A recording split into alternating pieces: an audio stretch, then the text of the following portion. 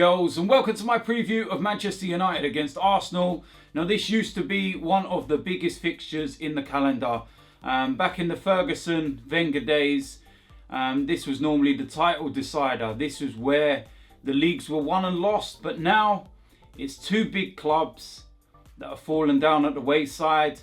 They're not what they used to be, and the game is not as big as it used to be.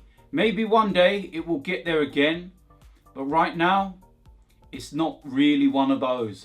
We go to last season, Manchester United come to the Emirates and they were in the Europa League. The game was sandwiched right in between their semi-final, and they did not care one little bit about the game. We beat them comfortably and their priority was elsewhere. Forward on to now, and it's role reversals. We're in the semi-finals of the Europa League, and we cannot really be bothered about this game. This game is just sandwiched in the middle. It's the wrong time and the wrong place. We've got other priorities, and that is Atletico Madrid. 1-1 after the first leg. So we're going to need to put our strongest team out there when we go to Madrid. And I can't really see Arsene Wenger risking any of those players. Maybe one or two, but the majority of them, they're not going to be playing whatsoever. So he's going to be sending out fringe players, reserve players, the youngsters. And all I hope is that we don't end up getting an absolute hammering. I'm not too confident. I'm not expectant of anything based on the team that we're going to play. And the fact that Manchester United are going to have a full strength side. And until the cup final, all they've really got to play for is a runners-up spot. But I think that's pretty much secured because Liverpool, who are the team that are chasing them, have got other priorities also, and they're going to be more worried about the Champions League semi-final. So I can't see them risking the likes of Salah, etc.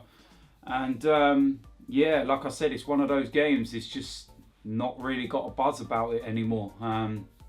But hopefully, when we get a new manager, new players, and maybe we might be challenging again, and Manchester United obviously in the summer are going to go out and spend some money as well. Maybe next year this will be one of those fixtures that has a little bit of an edge to it, so it'd be nice if we can get that again, but we'll wait and see, won't we? But yeah, in terms of the 1 to 11, this is pretty much what I'm going to go with, and I think Arsene Wenger will go along these kind of lines. So in goal, we're going to go with Cech. Simple reason, it's pretty obvious by the other night that Ospina's the cup goalkeeper still and Cech's the Premier League goalkeeper. In defence, this is where I think things are going to be changed around drastically. But I really have no idea what he's going to do, to be quite honest with you. I wouldn't put Callum Chambers at right back because you look at Manchester United and I think that they're going to probably play Alexis on that left-hand side. And if he plays there, Alexis is going to absolutely roast him. I would more than likely play Maitland-Niles in that position based on the fact that he's got the pace. And I think that he could probably contain Alexis in that sense. Be a difficult job nonetheless, but yeah, I'd rather him there. So that's what I'm going to go with. In the central role of defence, Koscielny is going to come out. He won't play. Awful mistake against Atletico. Don't need to go into that anymore. But I'm going to have Rob Holding. I'd rather him there than Callum Chambers. I think he's below him in the pecking order, but this is my preference. I'd go with Rob Holding. Next to him, we're going to go with Mustafi. Mkhitaryan, I would have probably played him, but it doesn't seem like he even wants to play or that he's got the mindset to play. He always seems to be there or thereabouts and on the bench, but I don't actually know why. So yeah, I can't see that happening. So that's what I'm going to go with. In the left back role, we're going to go with Kolasinac. Pretty straightforward decision that Monreal come out and Kolasinac will come in. We're going to go into midfield, and this is another one that's going to be a bit of a strange one. It's a shame that El Neni's injured because I feel that he would have come in there for Xhaka. But for this game, I'm going to actually play Xhaka. It's a bit of a gamble, but what I will say about this is that I believe that Xhaka's played more minutes than anyone else this season, and his game is not based on pace and intensity. You look at Aaron Ramsey, for example, he's very box to box. Lot of energy. So he's the type of player that you don't think will be risked for this kind of game. But I feel that Xhaka might be, because needs must. So that's what I'm going to go with, Granit Xhaka.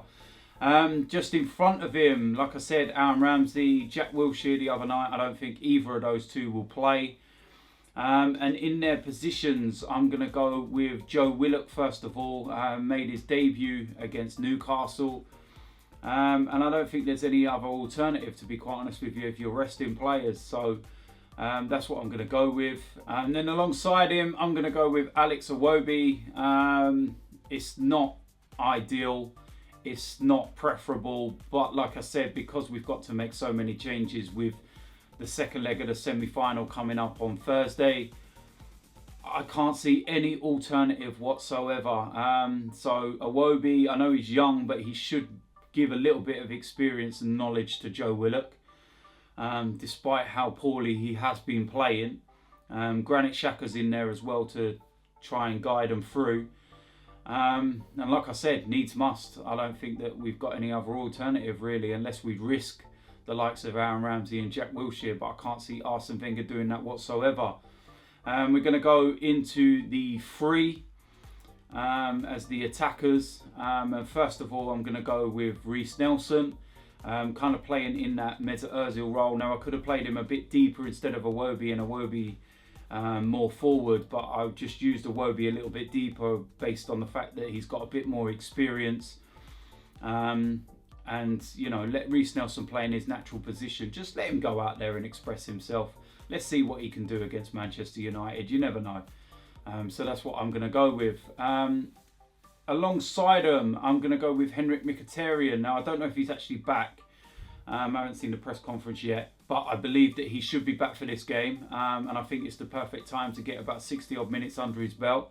And then he'll be in contention for Thursday, because he could be a vital player for that game. So that's what I'm going to go with. And then up front as the main striker, we're going to go with Pierre-Emerick Aubameyang. Pretty straightforward, pretty simple. Doesn't play in the Europa League.